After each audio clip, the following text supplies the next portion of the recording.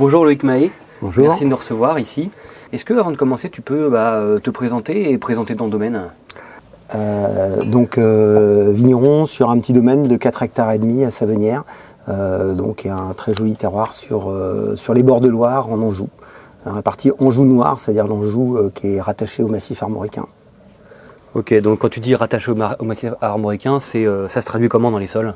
Alors ça veut dire qu'on est sur des terroirs de schiste, la base c'est vraiment des schistes, et donc du coup ça fait des vins qui sont très marqués par la minéralité liée au schiste. Ok.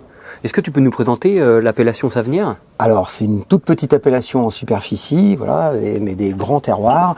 Il y a à peu près 150 hectares sur l'appellation. Donc chenin 100%, vendange manuelle obligatoire par tri. Voilà. Donc l'idée c'est d'être vraiment sur des sélections de raisins, voilà, particuliers. Et l'appellation Savenières permet des secs, des demi-secs, des moelleux, mais c'est à 95% on produit des secs. Voilà. En termes de terroir, donc tu as le plateau, tu as les coulées, raconte-nous un peu Alors en fait, faudrait presque que je montre la carte, mais il y a donc c'est un vignoble qui en fait c'est un coteau rocheux qui surplombe la Loire et sur ce coteau rocheux, donc il y a une face plateau effectivement où il y a plutôt un peu de sable sur le haut du plateau et sinon beaucoup de roches, donc plutôt schiste. Il peut y avoir quelques roches volcaniques et exposé plein sud la plupart du temps, donc beaucoup de parcelles exposées plein sud et face Loire, quoi. Donc c'est un vignoble qui bénéficie vraiment d'un microclimat de la Loire, puisque on est vraiment baigné par les vents de Loire et la lumière de la Loire, voilà. Et donc c'est ce vignoble qui fait face en fait aux coteaux du Léon qui sont de l'autre côté de la Loire. Ok. Bon, et toi Loïc, alors raconte-nous c'est quoi l'ADN de tes vins? L'ADN de mes vins, j'espère que c'est l'ADN de Savenières, c'est-à-dire l'idée c'est d'être vraiment sur des vins qui expriment le terroir. Et donc sur Savenières, on est sur des beaux terroirs, mais en plus le cépage chenin permet vraiment des expressions très très différentes, en fait une variété d'expressions aromatiques, gustatives. Donc l'idée c'est d'être vraiment d'avoir des vins qui expriment vraiment les terroirs sur lesquels ils sont et qui expriment aussi la particularité des millésimes. Donc pour ça, c'est beaucoup de travail dans les vignes. Voilà, en cave, il y a pas grand-chose.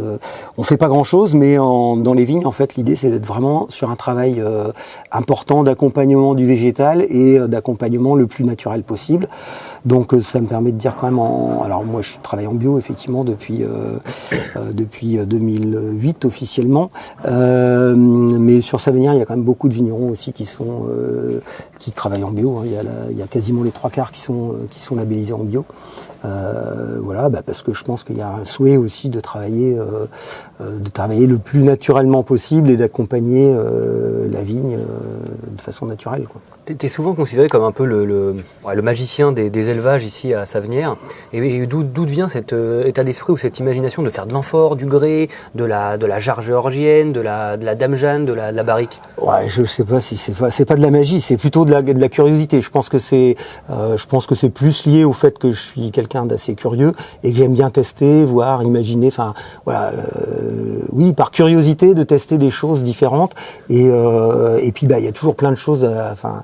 Le monde du vin, c'est déjà un monde fabuleux parce qu'il y a plein de choses différentes.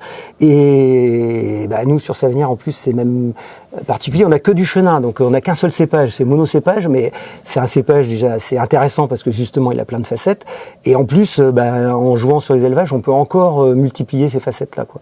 Donc c'est intéressant de tester, de tester plein de choses différentes, quoi, parce qu'il y a beaucoup de choses différentes à faire. Est-ce que tu peux nous présenter la cuvée Amphorae? Raconte-nous un peu comment elle est faite et comment ça goûte. Alors, Amphorae, c'est né au départ de mon souhait de faire évoluer des cuvées parcellaires qui étaient que barriques vers des cuvées avec un peu moins d'oxydation, un peu plus de réduction, et donc j'ai choisi des amphores en grès parce que justement c'était ça oriente plutôt les vins vers la réduction. Et alors C'est aussi parce que je suis sur des élevages sur lit, donc l'idée c'est d'être vraiment, de partir plus sur la réduction et un peu moins sur l'oxydation. Donc ça c'était pour faire évoluer mes cuvées parcellaires. Et en fait, comme j'avais pas mal d'amphores, finalement j'ai acheté plusieurs amphores et ça m'a intéressé aussi de me dire je teste aussi une cuvée que en amphore pour voir un peu ce que ça donne que en amphore. Et j'avoue que c'est assez intéressant parce qu'en fait on a vraiment un côté les amphores en grès, ça amène un côté plus précis, plus tendu, des fois un peu plus fumé, et qui révèle vraiment le terroir. En fait, quand on est sur des terroirs, notamment des terroirs de schiste, je pense que ça a vraiment ça n'apporte rien.